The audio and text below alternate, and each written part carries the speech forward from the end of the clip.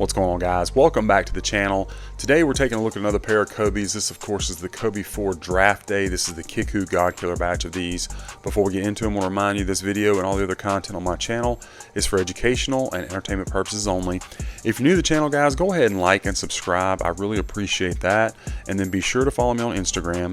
You can follow me there for more detailed info on the shoes I review. Also TikTok at kvegaskickz. And guys, I really appreciate all the support. So we're going to dive right into these Kobes. So this is one that if you follow me in a previous YouTube life, welcome back, but I have reviewed multiple times. I reviewed the World Killer, the S2, and the God Killer. This, in my opinion, by far is the best version of the shoe, just hands down. The other ones are good in their own right, but if you're looking for the closest one-to-one retail, this is it. Let's go ahead and bring in our info here about Kickwho. Of course, you can see that discount code KVEGAS, and I will have that in the description for you as well, so be sure to use that. They'll get you taken care of. Bottom of the shoe, guys, you got that Kobe 4 outsole. Of course, this one is split semi-translucent and solid rubber. Of course, the solid rubber is in the white, semi-translucent in that teal. You do have real carbon fiber. Your swoosh all looks good. Please note, I already have done the on-feet shots of these. So if you see, stuff like this, little dirt, obviously it didn't come like that out of the box. I've already had them on foot. So your midsole is in this Phylon. You got that white Zoom Air right there, or excuse me, not white, but Zoom Air branding right there. Going around to your medial side, this pair is looking really clean, guys, as far as glue residue. Something I always look for on Kobes, going from your midsole to the upper and the outsole to the midsole, because Kobes, let's be honest, are known for having some sole separation issues regardless of what batch it is. So I always like to see a nice clean glue job. Just makes me feel a little bit better about that. Yeah. Now, as far as the fit and comfort of the shoes, guys, I've never had a God Killer batch, be it Kobe, Jordan, Nike, whatever, that did not fit me true to size, one-to-one with retail. That stays true here. These fit exactly like my retail Kobe 4 Protros. No issues with that. So go with your normal Kobe size, which for me is my true size 13. And that's what I would say to do, unless you're a wide footer, then you might want to go up a half a size. As far as the comfort of the shoe, the Kobe 4 plays a little bit lower to the ground. With this one, you just get a zoom unit in the heel. There's no zoom in the forefoot, so again, they do play low to the ground. Great for court feel, no problems with that. They do come with just the blue like foam Ortholite style insole, so typical for a Kobe 4. Now the upper of the shoe, guys, you got some very nice synthetic leather, and of course you got that first gen fly wire. Nice shape on the toe box. The leather on this one feels much softer than the S2 batch, for sure. Just, some things overall that they just do a little bit better. You have a better like curve here at this little, your lace stitching. Also a little bit better space between this white and where the first lace goes through. The S2 is a little bit closer. Your mesh looks good. And then up at the top of the tongue, this is one of the portions that they really get better, is the top of the tongue. You got this nice synthetic leather, but it's very, very soft with that purple Shizuku. And then the overall shape of the tongue is much more pliable and soft. If I had the S2 here side by side, the S2s and the World Killer, the tongue is almost like straight across, and it's almost like it doesn't want to flex. This is definitely not the case with that. Super soft on here and yet bounces back. So just better quality materials, again, closer to the retail.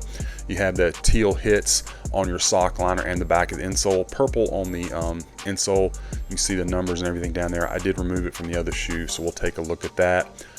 Another thing that the God Killer gets better than the other batches is the size and place of the swoosh. For whatever reason, be it a Kobe 4, 5, or 6, the S2 factory just does not get the placement of the swoosh right. For example, I can put my finger right here and almost cover up the space between the swoosh and this leather. If I had an S2 here, I would have a lot more space in between my finger and the swoosh. This is much more like retail.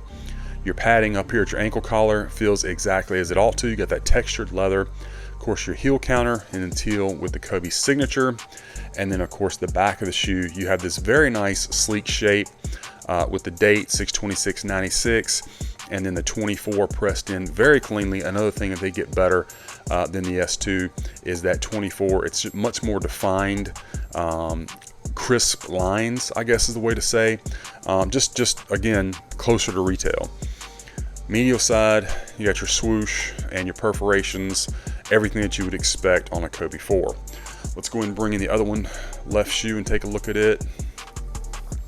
Looks very good as well. Again, looking for glue residue. And let's check them out from the rear, guys, and see everything height-wise. Looks really good. Again, you got that nice sleeker Kobe 4 shape. The S2 would be a little bit wider. Just again, it's little things here and there that just set this one apart. Get you a shot again of that 24 and your date.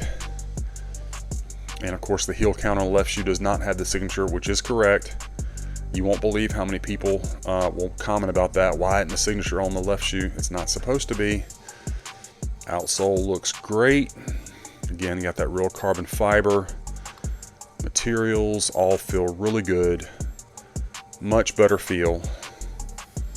There's a nice shot of the Shizuku. Everything's spaced very nicely. And let's get this light on and we will take a look at our strobel. So you get the gray strobel, and I think you can pretty well see here, guys, the outline of that zoom unit. It is top loaded, so it's pretty easy to see. And then obviously nothing up in the forefoot because there's nothing there. Let's see what we can do as far as a shot of your size tag. It's gonna be about it. As per usual with a Kobe, just came with the white tissue paper inside, and then of course the correct Ortholite style insole, the purple kind of honeycomb pattern with the date again 6/26/96 and your swoosh. So that is all correct. Everything looking very good and clean. No complaints about this one. Let's set them aside. We'll take a look at our box. So of course you get the regular Pro-Tro box because this is, you know, for this release the snakeskin pattern had not come about yet. So this is correct with the gloss signature and Shizuku on the top of the lid. You're going to get a swoosh here, branding on the bottom, another swoosh, and your box label. Kobe 4 Pro-Tro white varsity purple men's 13. Again, they fit true to size. Inside, you just got your regular white tissue paper as per usual with a Kobe. Nothing else in the box. Box extremely well protected as per usual from Kickwho. Always appreciate that, so try to let you guys know every time they do. And the shoes looking flawless in my opinion. Don't see anything to complain about. Again, in my opinion, the best version of this shoe. So anyway, guys, that's my unboxing review of the Kobe 4 Pro-Tro Draft Day, the Kickwho godkiller batch. I hope that you enjoyed it and that it was helpful for you. Let me know what you think about this pair in the comments. Be sure to follow me on my other socials and be on the lookout, guys. We got a lot more of these reviews coming your way.